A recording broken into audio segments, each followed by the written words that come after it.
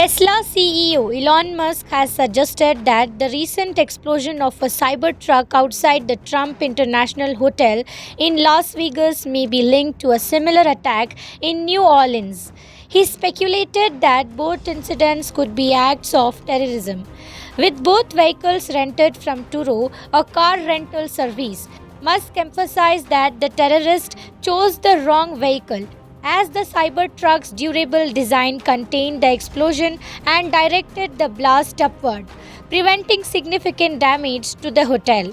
The explosion, which occurred after fireworks or a bomb were placed in the truck's bed, killed one person and injured seven others. The explosives included fireworks motors, gas canisters, and camping fuel connected to a detonation system controlled by the driver. Musk clarified that the explosion was not caused by the Cybertruck itself, but by the materials it carried. Despite the severity of the blast, the hotel's glass doors remained intact due to the Cybertruck's strength.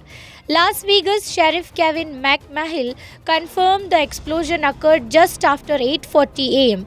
when crews found a 2024 Cybertruck engulfed in flames. He also mentioned that there was one deceased individual inside the vehicle, although the person's identity has not been confirmed. The FBI Federal Bureau of Investigation has joined the investigation into the incident.